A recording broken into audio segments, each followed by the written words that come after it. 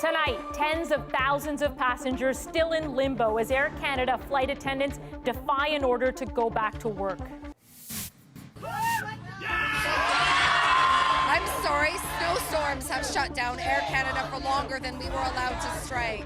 Frustration and chaos for travelers. We haven't slept, we've been calling, we're tired. As the prospect of a quick resolution fades. It makes you not want to go with Air Canada, the next time you fly.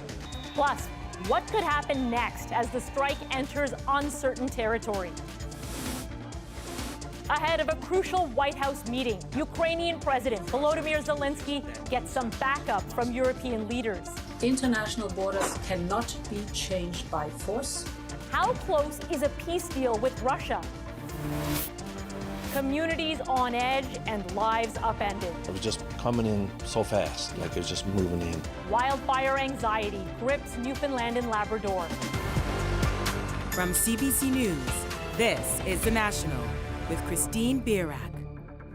Thanks for joining us. Ian is away. After a weekend of upended summer plans, tonight there is more frustration and uncertainty for Air Canada passengers. Striking flight attendants are still off the job, defying a back-to-work order. With tens of thousands of passengers already affected, flight attendants rallied at airports across the country today, refusing to comply with a federal order to get back to work.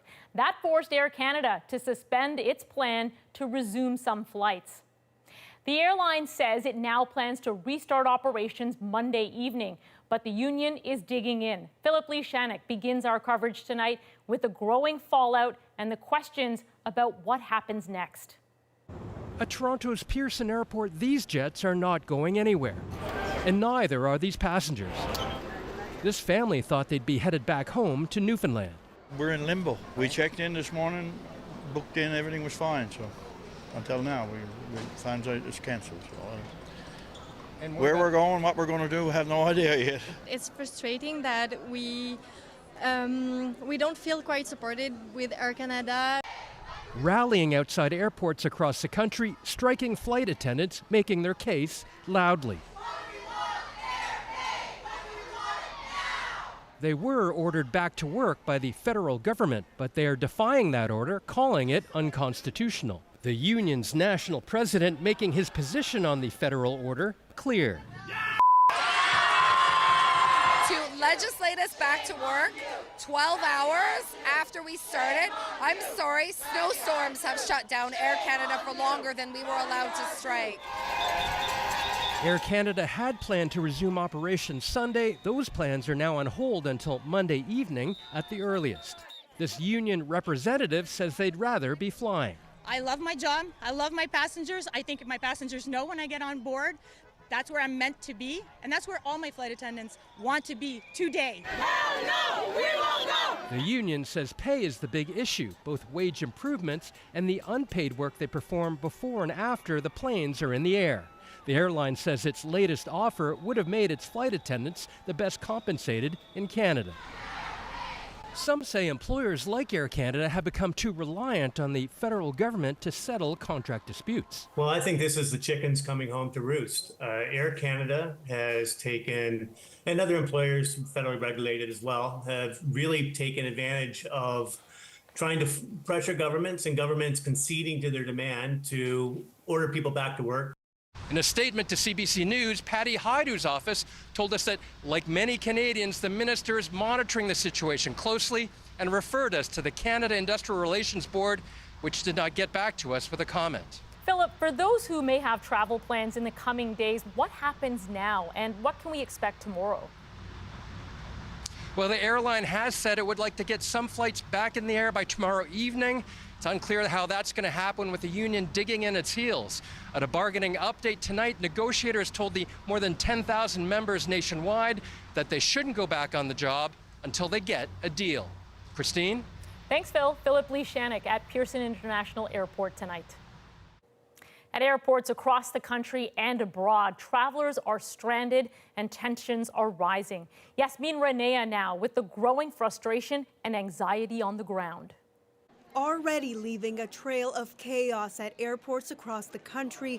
The strike by Air Canada flight attendants injected now with more uncertainty and disruption. My partner has surgery on Tuesday, and it's a surgery he's been waiting for a while, so it's going to be really hard to rebook it if we have to. There was hope that some planes would take off Sunday evening after flight attendants were ordered back to work. But those hopes quickly dashed when they defied that order. It makes you not want to go with Air Canada, the next time you fly. Sabrina Horan and her husband are missing a part of their European honeymoon. We haven't slept, we've been calling, we're tired, and we lost out on some of our hotels as well because we're getting there late, so it's been very frustrating. And these track and field officials can't get to the Canada Games in St. John's. Without us, there won't be any running going up. This passenger frustrated to the point of tears. How many tears have you been shedding? You seem like you've been crying for a while. Yesterday, 2 times, today, 2 times. So it's okay, I have to let it go. Some say they're out thousands of dollars. So you're looking at $7 grand for a one-way ticket for 2 people, plus the $5 grand that we paid on the original tickets. It's not just holiday plans affected. Some are also missing work. I mean, he works tomorrow. He's supposed to work tomorrow. I'm starting a new job, and I'd love to be home and take care of our house and our animals that are also at home. Air Canada says more than 100,000 passengers could be impacted every day the strike presses on. Hopefully we can talk to customer service and get a flight rebooked on a different airline. If not, I guess worst case scenario, we rent a car and drive 12 hours to Fredericton. Despite the ordeals they're facing, many travelers say they are sympathetic to the flight attendants. I understand them going on strike to get what they want and what they deserve, but it's unfortunate that it's also affecting other Canadians who are well-meaning.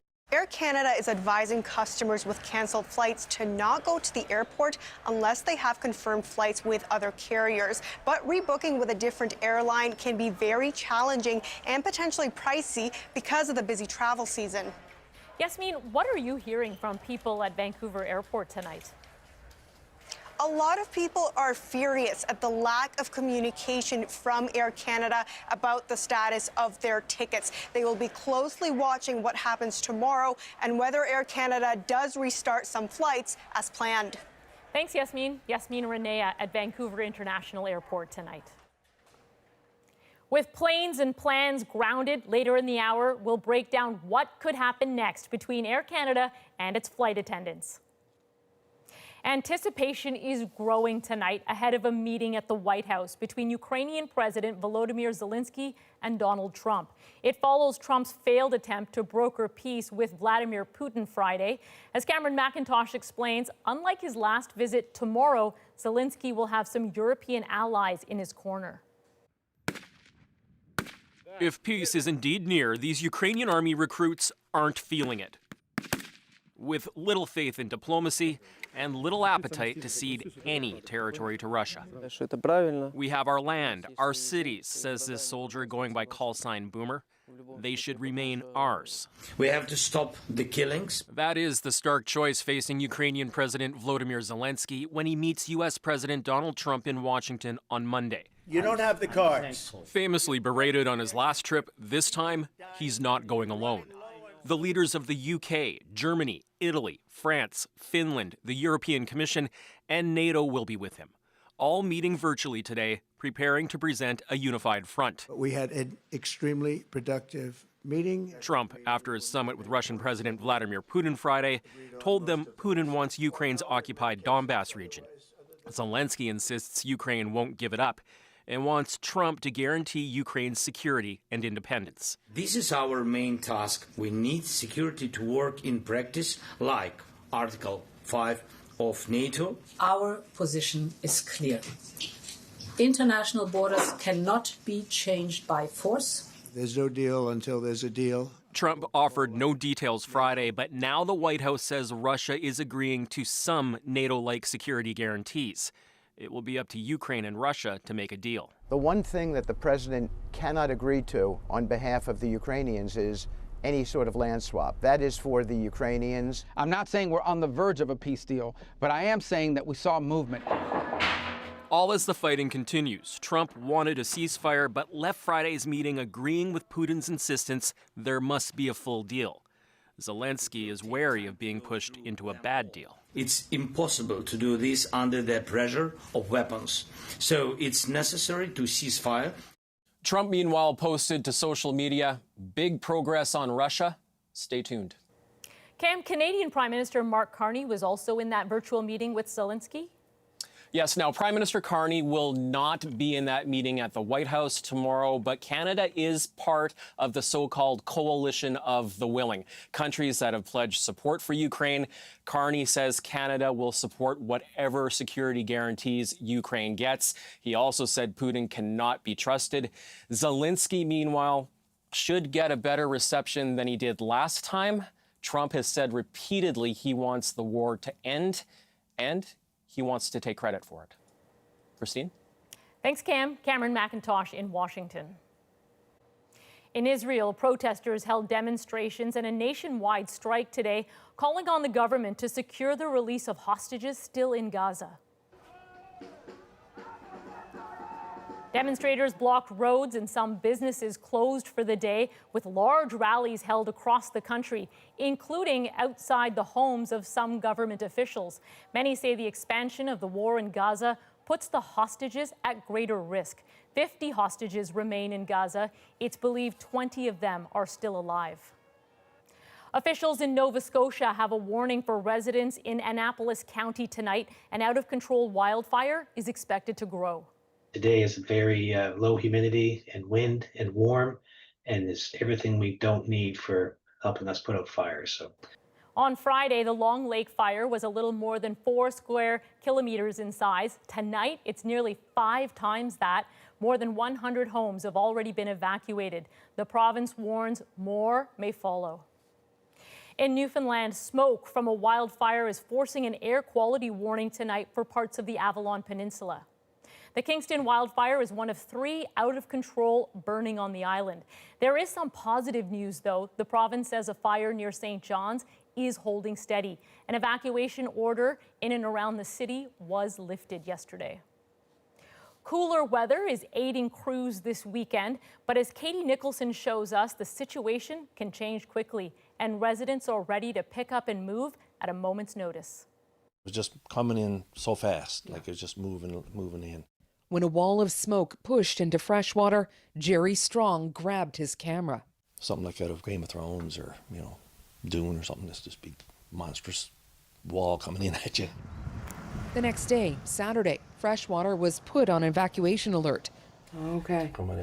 Strong gathered his valuables, including this century-old map of the province. Things like that are much more important than television sets and microwaves. Freshwater is just south of the Kingston fire. At 95 square kilometers, it's the largest of 3 out-of-control wildfires burning on the island. The province says low temperatures have helped, and it's only shown minimal growth. 4,500 evacuees have registered with the Red Cross province-wide. Many displaced by the Kingston fire are in nearby communities. Take time to get back in. Ingrid Peacock opened her vacation cottage to one of those families. They're one of the lucky ones that the house is still there, but who knows how long it's going to be before poles are up and electricity is reestablished and the house is cleaned out. We have other friends of ours who lost their houses, and it's really sad. Rolling in, just like a big wave came down the hill, right? David Reedcotter has collected the village's records just in case. Baptism, deaths, marriages. And that's all from the church? That's all from the church, yeah. Oh, okay. And the little black box is the council stuff. Everybody pays their bills and so on. A community on the fire's edge, trying their best to stick to routine. We have a lot to be thankful for, not the least of which is wind shift. And praying those wildfires will soon be extinguished. Katie Nicholson, CBC News, Freshwater, Newfoundland. A Toronto community is reeling from a shocking tragedy. An 8-year-old boy was killed by a stray bullet fired through a bedroom window. Tonight, he's being remembered for a stand he took against bullying. My name is Jose. And what are you guys working on? Anti-bullying. Being nice. Be nice? No arrests have been made in connection with the shooting shortly after midnight on Saturday. Police say bullets entered 2 other units, but no one else was injured. The tragedy has renewed calls to get illegal guns off the streets.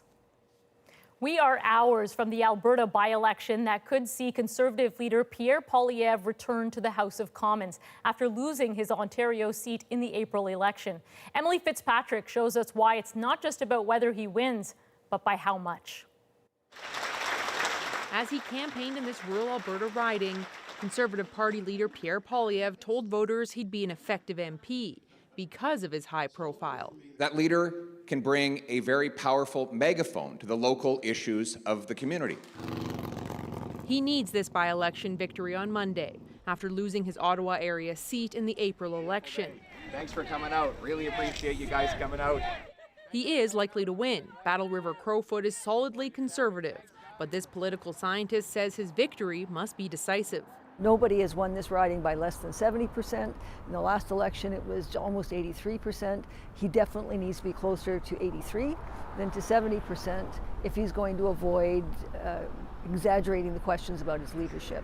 Though some voters seem to worry that a national leader who's new to the riding wouldn't be focused on their issues. Not having a local person is a big deal to smaller communities where it matters if they show up.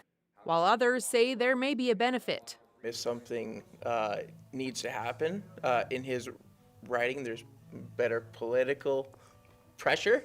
One complicating factor, 214 candidates are on the ballot. Once again, a group that's pushing for electoral reform has stacked the ballot in protest.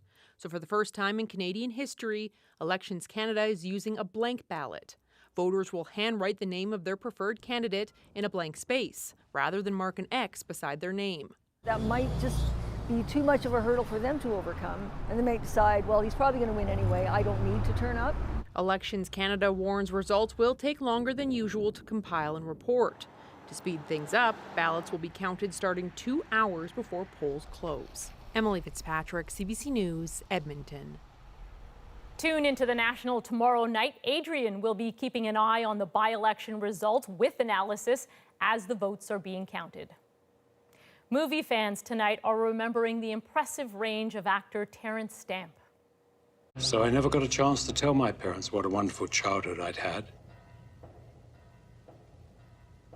They never spoke to me again after I'd had the job. Stamp made a big impression playing a transgender drag performer in Priscilla, Queen of the Desert.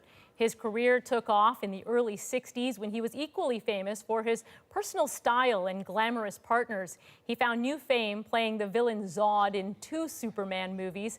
Terence Stamp died this morning at the age of 87. An Ontario man says he felt abandoned by the Canadian government when he was imprisoned abroad without access to life-saving medications.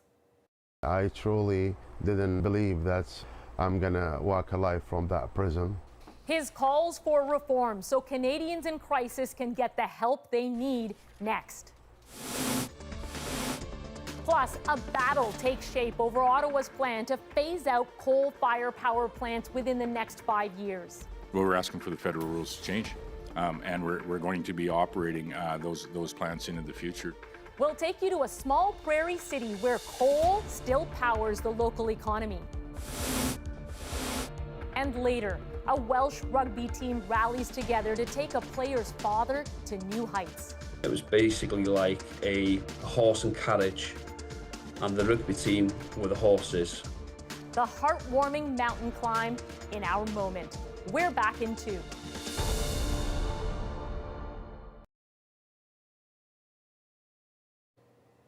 An Ontario man who spent 10 months behind bars in the United Arab Emirates says he was denied access to life-saving medications. And as Nicole Williams reports, he claims the Canadian Embassy did little to help.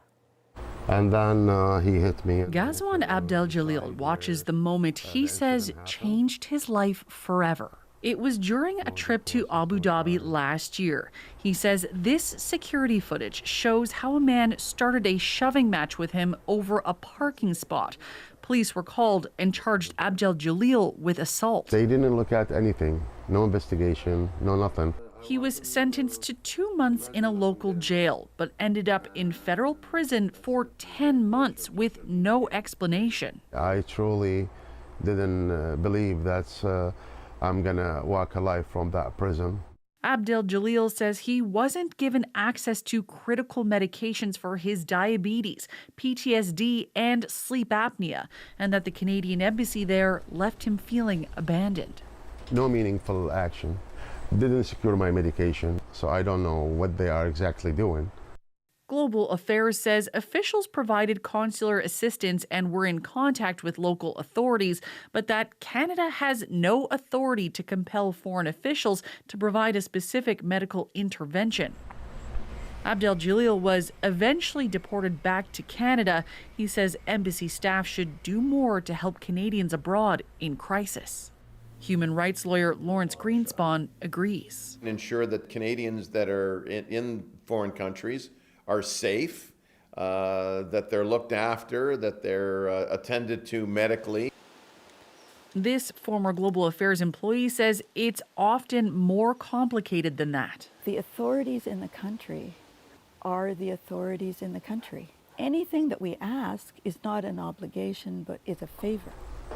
But Abdel Jalil says Canada needs to take a look at what it can do differently. I'm looking for justice, and then I'm not gonna give up. Nicole Williams, CBC News, Toronto. While much of the world turns its back on coal, one Saskatchewan community is holding on tightly to its deep connections with the fossil fuel. It's in our livelihoods, it's in our DNA. The fight to burn fossil fuels in the face of an uncertain future. Next. Plus, defiant picket lines at Canadian airports as thousands of Air Canada flight attendants refuse to obey Ottawa's back-to-work order. They think it's deemed unconstitutional and it violates the right to negotiate freely and the right to strike. We'll speak to a labor expert about the next steps in the showdown over the right to strike. And shortly after leaving Hollywood and moving back home, Shaun Majumder reflects on what it means to be Canadian.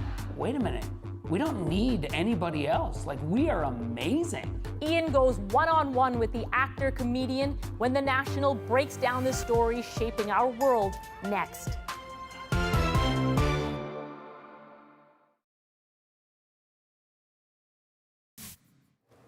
This is Hurricane Erin blasting a Caribbean beach overnight with high winds and heavy rain.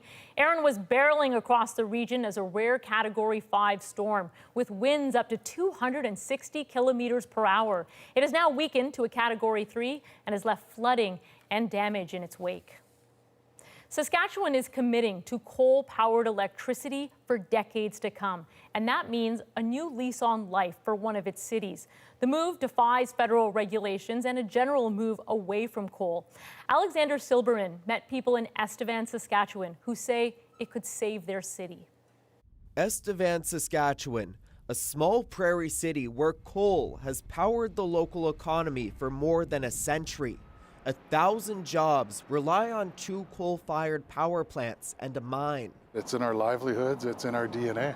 The mayor says some were concerned the thriving community could be turned into a ghost town by a looming federal deadline to phase out the fossil fuel by 2030. It would have definitely hurt, it would definitely hit. You're looking at losing a third of your population. Yeah, there was no optimism on the horizon. Everybody was kind of planning for the worst. But the worst case appears to be avoided for now. Well, we're asking for the federal rules to change, and we're going to be operating those plants into the future. The province claims Ottawa doesn't have jurisdiction over electricity generation, and it's preparing to keep burning coal for decades, despite the pollution. The hope is that keeping this plant running will help ease a transition to nuclear power. But experts warn the decision could spark a costly fight with the federal government. There was a plan, and now we have this possibility of wasting a lot of money to switch horses midstream to go with reinvesting in what is an outdated technology. An environmental group is already challenging the plan to burn coal in court. Is there a risk here? There's always a risk when you're going against, federal or any government. I worry more about having our reliable power, which keeps us safe, shut off without replacing it with someone. For now, it's a relief. Estevan went from 400 houses for sale to 50. It's so nice that they'll be keeping their jobs and it's been around forever, and I'm glad it's staying. It all means Saskatchewan could soon be one of the last places in Canada to burn coal, investing in the fossil fuel at a time when the rest of the world is leaving it behind. Alexander Silberman, CBC News, Estevan, Saskatchewan. Now let's break down the stories shaping our world. I did it! I made it! Canadian comedian Shaun Majumder is back in Canada. After years living in Los Angeles, Nova Scotia is now home. There's just this feeling of like, Majumder talks about the U.S. political climate and why he moved back to Atlantic Canada. But first, they haven't come to the table because this was the plan all along. Air Canada flight attendants defy Ottawa's back-to-work order, leaving thousands of travelers in limbo. After months of failed talks, what's the next chapter in this escalating labor dispute? To help us answer that question and others, we're joined by Stephen Tufts, an associate professor at York University. Stephen, you pretty much predicted the moment that we're in. The government ordered flight attendants back to work. They're refusing. What do you think will happen next? Well, this is where things get really interesting. When you take a tool such as Section 107 that's deemed unfair by workers, they're going to push back. And we've seen this afternoon, Mark Hancock rip up the back-to-work order. So Air Canada issued a statement, said they thought they could get flights going again this evening. They said, no, it has to wait till tomorrow evening. And if workers don't show up tomorrow for their flights, they'll issue another statement saying we may get flights running on Tuesday. So it's going to be an interesting couple of days. You mentioned the ripping up of the order. How common is it for a union to defy a federal back-to-work order? And what could it mean for labor disputes going forward? Well, it's not common, not at all. This is not just defying, however, back-to-work legislation. This is defying a directive by the minister to the CIRB. In the short term, I think the flight attendants are pretty adamant that they're not happy with being ordered back to work, and there might be a significant number that simply defy the order. Stephen, flight attendants are saying they're fighting for pay that keeps pace with inflation and recognition for unpaid work, but Air Canada says they've been offered a package that would make them the best paid in the country. Are their demands in line with other airline workers? Well, this is the leading carrier of the company. It's supposed to set the pattern for the industry. Talking about a new way of compensating the industry and something that's been well overdue. Air Canada had 10 years of labor peace because they were in a 10-year agreement with flight attendants. And over that time, a lot of issues were built up, and there's a lot of pent-up frustration. So here the chickens have come home to roost. All of these inconsistencies and all of this unfairness and the ground lost by flight attendants through that 10-year agreement is trying to be made up for now. So it should come as no surprise to Air Canada that flight attendants are pushing back and seizing this moment to make gains. If this strike goes on and more Canadians are affected, could that impact the public's perception of Air Canada and of the striking flight attendants? What role would that play in all of this? Well, I think this is a really interesting development in this round of bargaining. First of all, the flight attendants have done a remarkable job, and CUPE's done a really strong campaign of not only educating their members, but educating the entire public on the issues that flight attendants face, specifically junior flight attendants with very low pay and low hours, and of course the unpaid time for work on the ground because flight attendants are only paid in the air. That, I think, resonates with people. Yes, if you are waiting to get home from Vancouver and your flight's been canceled, it can be very frustrating. And I think most people would feel that way. But when we look at what's happening in the sector and the billions of dollars in profit that Air Canada has made over the last decade, despite the disruption in the pandemic, I think that we really think that the flight attendants are in a pretty good position with the public, maybe even more so than they have been in the past. Stephen, is this a big moment for the Prime Minister? What will you be looking for from Mark Carney and the federal government here? I really think the Prime Minister is at a crossroads with this round of negotiation. It's going to set the tone for how he moves forward, not only with flight attendants and workers at Air Canada, but workers at Canada Post and the broader public service.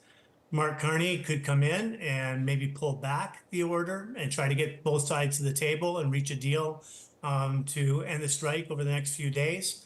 Or he could come in and be more aggressive, and he could issue fines or even threaten to imprison union leaders and really set the tone for what he wants to do at the post office, restructuring postal services and maybe allowing Canada Post to just start laying off people in that sector. And then, of course, he may be using it as to just set the tone for what he wants to do with broader cuts to the public service federally as well. So he is a different leader than the previous Prime Minister, and we'll just have to see what he's going to do over the next few days and how he's going to use this dispute to really set the tone going forward. All right. Thanks for this, Stephen. Stephen Tufts is an associate professor at York University. Thank you very much. So that's what could happen next in the labor dispute. But for travelers caught in the middle, there's a lot of uncertainty. Bob McDowell and his wife have been on a vacation in Europe for 2 weeks. Now they just want to get back home. It's not all about the inconvenience and expense. They're also facing some real health concerns as well. Bob, good to have you with us. I understand you are in Amsterdam. Your flight home is supposed to leave tomorrow. What do you think are the chances of that happening?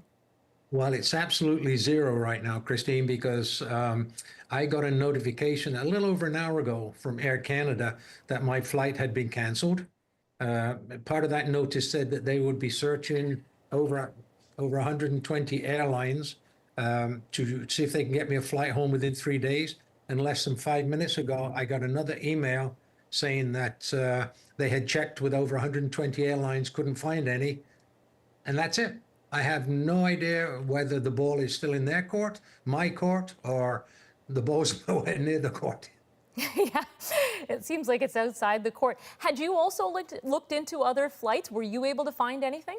Just in context, my wife and I just came back from a cruise. We flew into Amsterdam 2 weeks ago, got back from the cruise of the British Isles on Friday. At that point, we had been notified that there could be some possible action.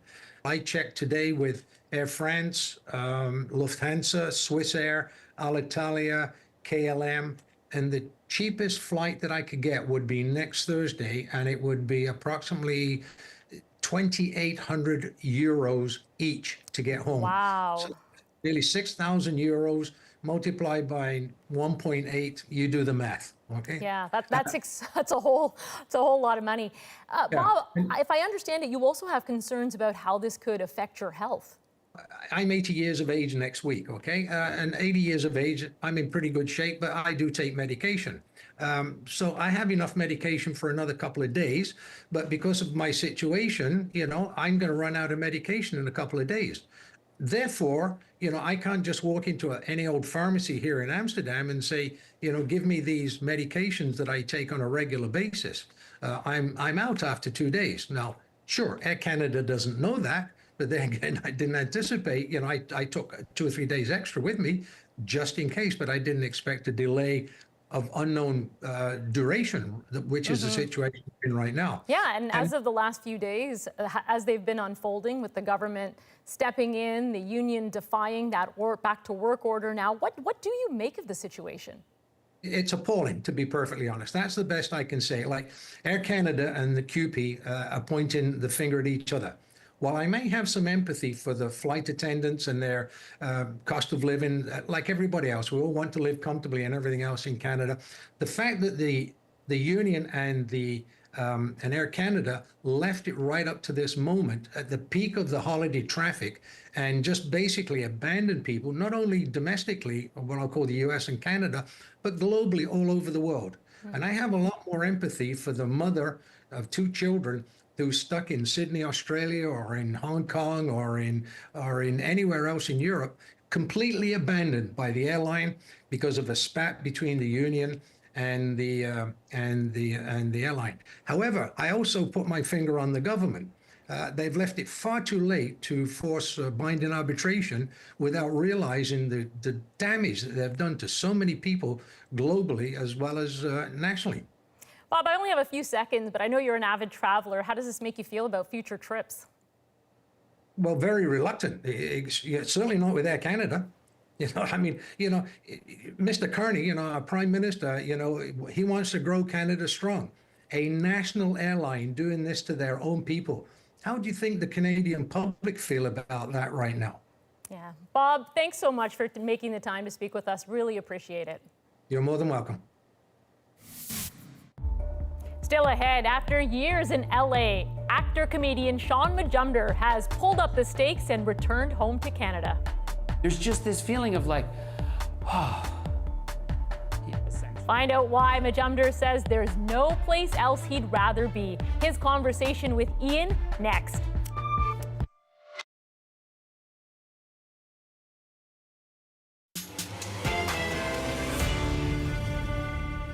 From the big city and bright lights of Los Angeles to a small Atlantic town, longtime comedian and actor Shaun Majumder opens up about why the timing is right to return to his roots on the East Coast. Canada is prime to continue churning out incredible, authentic, culturally important stories. Ian Hannamansing caught up with Shaun Majumder in April. He reflected on what it means to be Canadian at a time when Canada-U.S. relations are both complex and fragile. He believes that Canadians would benefit greatly from becoming the 51st state. With all the talk of trade wars and annexation threats, many Canadians are feeling a mix of anxiety and national pride. We like it here, we can improve, but we don't want to be the United States. So here at The National, we're checking in with some notable Canadians to find out how they're feeling and ask what being Canadian means to them. Canada, you know I love you so much. This week, actor and comedian Shaun Majumder. Let's do it. What's going on here? Okay, now don't respond. He's just trying to test us, all right? Majumder recently moved back from Los Angeles with his elbows up. And we don't need to kick and scream and say we're the best. We can just be the best. He joined us remotely from his new home just outside Windsor, Nova Scotia. What's it like to be back in Atlantic Canada? Oh man, it feels so good. It feels like a warm hug, even though it was the best time to send my family ahead of me as I was packing up my house in Los Angeles, California, right after the fires. I said, guys, here's a good idea. I'm going to send you ahead of me. I'm going to bring you to Nova Scotia in the middle of February, in the highest tax province in the entire country, with a very difficult time finding a family doctor. You go there, trust me, it's all going to work out. And then I got my U-Haul and drove across the country and came up through New Brunswick, and here I am, safe and sound. It feels amazing. I did it! I did it! I made it! There's nothing like being outside of Canada to kind of get a sense of what it's like to be in this country. So tell me about that, the contrast of being in, well, in your case, in small town Nova Scotia after being in one of the biggest cities in the United States. It's such an amazing thing. Like when I was here as a kid, I didn't have a real appreciation for what Canada was and what it offered, and the kind of subconscious feeling that it gives you. And then you go there, and I have my life there, but now when I come back with my 2 kids and my family, that feeling is so different. It feels so right. It feels safe, it feels secure, regardless of the fears and the dangers in the world. There's just something about where I am now, and even my wife, who's American. I've got 2 young girls, 3 and 5 years old. There's just this feeling of like, oh, you know? Yeah. It's weird. Yeah, well, it's not weird at all. Now, here's a question my entire life, and I'm sure yours as well. You've heard people try to answer, political scientists, politicians, artists. It's a big question, but I'm curious about your answer to this. What's your sense of what does it mean to be Canadian? Well, it's a big question, and I think that as a country, we are so so young, and I feel like we're like a teenage kid who has had, this insecurity our whole lives. We've got this big brother to the south, and we've always kind of been like, yeah, but we want to tag along. Can we come? And big brother was like, no, you can't afford it, but we had this kind of sub feeling about it. And then the things that have happened over the last month, the feeling that Canada now has mojo, the feeling that Canada is kind of like, no, dude, I think we should ghost America for a bit, and we should just kind of look at ourselves and be like, wait a minute, we don't need anybody else. Like, we are amazing. We are way better than we ever gave ourselves credit for. Shortly after you came back, you got right into the elbows up movement, the rallies. Why? Tell me about that. Well, it's interesting. Peter Wall, who produces those events, he saw my Instagram post as I was driving across the country, coming through Nashville, coming up through Maine, and he knew my story. And the feeling that I was sharing on these posts was, I'm bringing my entire family back to Canada because the time is right. LA specifically had played itself out for us, and everything that America is going through right now does not align with my values. And he saw these posts and was like, dude, I want you just to come and tell your story at these events. And that's how it started. And as we do these events and I start seeing all these Canadians that are coming together, political, like of all political stripes. It's not, I hear a lot of people saying, oh, this is just a liberal thing, or it's just a, one way or the other. It's not. These are people from all over Canada who are coming together. It's above the politics. It's above the fray. And it was just so nice to feel people come together and wrap that flag around each other and say, we're in this together, And that's not something that I feel like people have felt clearly for the last little while. So I know we're in a political season now, and there is that divide, but I think above and beyond, when you have somebody threatening our sovereignty, seriously, we all came together, and I think we will rise above all that, You're an actor and a comedian. That's why you went down to Los Angeles. A lot of people feel that's where people have to be to get work. And so now you're in small town Nova Scotia. How's that going to work for you? It's going to be great. I mean, really, I think the beauty of the evolution of the industry that I've chosen my whole life, essentially, is that now you can pretty much do it from anywhere at all. I just booked a TV show in this barn over here the other day for a show on Peacock, an NBC Peacock show. And I'm like, you can be anywhere right now and do that. And Nova Scotia and many cities across Canada have a thriving film industry. With the state of our dollar, there's so much filming. Hollywood North is going to have a great year. And so there's no place I'd rather be right now. And especially with the embracing of telling Canadian stories, shows, about the North. You've got all these regional shows. Canada is prime to continue churning out incredible, authentic, culturally important stories. And I'm just so excited. There's nowhere else I'd rather be. And Majumder will take his comedy set to BC next month with 3 shows starting in Richmond on September 4th. Next, a man in a wheelchair reaches new heights. He kept calling the boys, come on boys, you're doing a great job. He kept encouraging. How a Welsh rugby team lent a hand to fulfill a wish in our moment.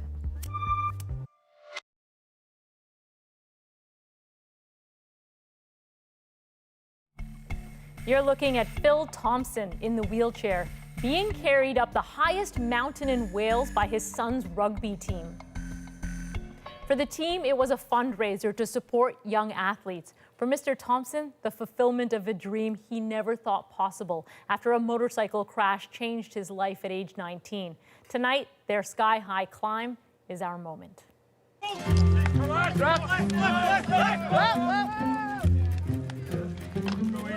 He kept calling the boys, come on boys, you're doing a great job. He kept encouraging. Bangor Rugby Club is one of the oldest rugby clubs in Wales. I thought, we've got to do something. We'll do a charity walk of some sort, or we'll do a charity event or something. And Sam said, my dad's never been up Snowdon. As a club, we always come together to help everyone. We try our best to do everything for everyone anyway. I went, yeah, that can happen. You just seen Phil's face of pure delight that he was going to go up. and a team of about 20 fit lads having to lift and carry the wheelchair. When we got to the top, Sam just burst into tears, and then his dad just grabbed his hand. I think that moment in itself just says, you know, we as a team can achieve anything. Oh, lovely. The peak of Snowdon is about 1,000 meters above sea level, so it was quite a hike. But Phil did take the train back, so they didn't have to carry him down. And to celebrate, they all went back to the clubhouse for a drink, a chat, and a good rest. From all of us here at The National, thank you for being with us. You can watch anywhere, anytime on the free CBC News app and subscribe to The National's YouTube channel. I'm Christine Virak. Take care.